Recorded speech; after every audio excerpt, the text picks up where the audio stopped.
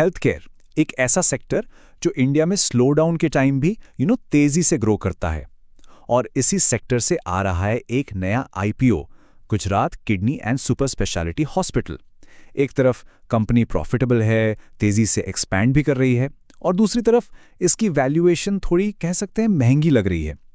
तो क्या ये एक छुपा हुआ मौका है या एक महंगा सौदा? चलिए इसको आराम से समझते हैं। तो सबसे बड़ा सवाल यही है, एक रिटेल इन्वेस्टर के नजरिए से देखें तो ये आईपीओ एक अपॉर्चुनिटी है या फिर एक ट्रैप? इसका जवाब ढूंढने के लिए हम कंपनी के बिजनेस, उसके फ्यूचर प्लान्स और सबसे इंपॉर्टेंट उसकी वैल्यूएशन सबको एक एक करके देखेंगे। तो शुरुआत करते हैं कंपनी के बिजनेस मॉडल से। आखिर ये कंपनी करती क्या है? जैसा नाम से ही क्लियर है, Gujarat kidney and super speciality limited एक रीजनल हॉस्पिटल चेन है। इनका फोकस काफी इंटरेस्टिंग है।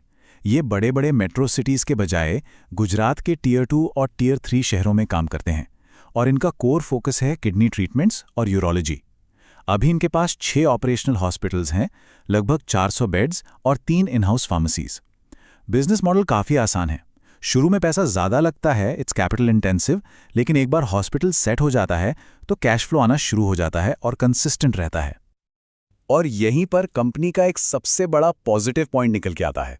इसके प्रमोटर और एमडी डॉक्टर प्रज्ञेश भरपोदा, वो खुद एक प्रैक्टिसिंग यूरोलॉजिस्ट हैं।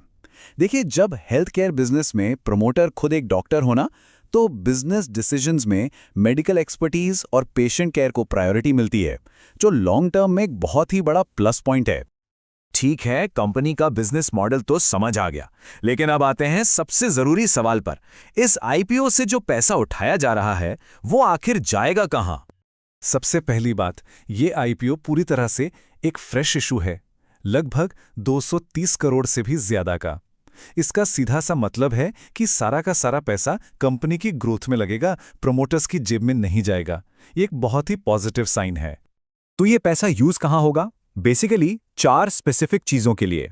पहला, अहमदाबाद में पारेक्स हॉस्पिटल को एक्वायर करने के लिए। दूसरा, अश्विनी मेडिकल सेंटर की पार्शियल पेमेंट के लिए। तीसरा, वडोदरा में एक बिल्कुल नया हॉस्पिटल सेटअप करने के लिए। और चौथा, रोबोटिक सर्जरी के लिए नए एडवांस्ड इक्विपमेंट खरीदने के लिए। तो एक तरफ तो साफ दिख रहा है कि कंपनी का प्लान अग्रेसिव ग्रोथ का है, मतलब कैपेसिटी बढ़ेगी, हाई वैल्यू ट्रीटमेंट्स आएंगे। लेकिन सिक्के का दूसरा पहलू भी है, और वो है रिस्क। नए हॉस्पिटल्स को आसानी से इंटीग्रेट कर पाना, उनका ब्रेक इवन कब आएगा, और इतनी महंगी रोबोटिक्स पर रिटर्न ऑन इन्वेस्टमेंट कितना मिलेगा, ये सभी बड़े सवाल हैं। मतलब पैसा ग्रोथ में तो जा रहा है, पर उस ग्रोथ का रिजल्ट आने में टाइम लगेगा।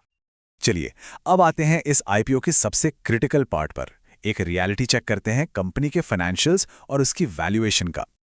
अगर फाइनेंशियल्स पर नजर डालें तो प्रॉफिट तेजी से बढ़ा है। फाइनेंशियल ईयर 23 में 2.8 करोड़ से बढ़कर FY 24 में 4.3 करोड़, और अब लेटेस्ट एनुअलाइज्ड प्रॉफिट 9.5 करोड़ के आसपास है। ग्रोथ नो डाउट इंप्रेसिव है, लेकिन ये याद रखना जरूरी है कि ये ग्रोथ एक छोटे बेस पर है। हाँ, अच्छी बात यह है कि कंपनी प्रॉफिटेबल है, लेकिन यहीं पर सबसे बड़ा रेड फ्लैग है, और वो है वैल्यूएशन। जब हम इसकी तुलना इसके लिस्टेड पीयर्स जैसे जीपीटी हेल्थकेयर या यथार्थ हॉस्पिटल से करते हैं, तो एक अजीब सी बात सामने आती है। गुजरात किडनी स्केल और रेवेन्यू दोनों में इन सबसे काफ़ी छोटा है, लेकिन इसका वैल्यूएशन इन्हीं बड़ी कंपनीज के बराबर मांगा जा रहा है। इसका साफ मतलब है कि कंपनी की सारी फ्यूचर ग्रोथ पहले से ही इसके प्राइस में शामिल कर ली गई है। यहां गलती की गुंजाइश ना के बराबर छोड़ी गई है। ओके, चलिए अब एक क्विक लुक डालते हैं RHP यानी रेड हेरिंग प्रोस्पेक्टस में दिए गए की रिस्क्स पर। सबसे पहला और सबसे बड़ा रिस्क, जैसा हमने अभी डिस्कस किया, हाई वैल्यूएशन। फ्यूचर ग्रोथ पहले से ही प्राइस्ड इन लगती है। दूसरा रिस्क है रीजनल कॉन्सेंट्रेशन। कंपनी का पूरा बिजनेस सिर्फ गुजरात मार्केट पर ही डिपेंडेंट है। तीसरा, नए हॉस्पिटल्स को एक्वायर करने और सेटअप करने का एग्जीक्यूशन और इंटीग्रेशन रिस्क, ये तो हमेशा रहता ही है। और चौथा, आईपीओ के बाद पब्लिक के पास शेयर्स कम होंगे, जिसे हम लो फ्री फ्लोट कहते हैं। इससे होता यह है कि शेयर प्राइस में वॉलेटिलिटी यानी उतार चढ़ाव ज्यादा हो सकता है। इन सारे रिस्क्स को एक साथ देखें तो एक चीज बिल्कुल साफ हो जाती है, ये आईपीओ उन लोगों के लिए नहीं है जो मार्केट में नए हैं या जो ज्यादा रिस्क नहीं लेना चाहते। It's not for beginners. तो इतने सारे प्रोज और कॉन्स को मिलाकर फाइनल वर्डिक्ट क्या बनता है? अप्लाई करना चाहिए या अवॉइड करना बेहतर है?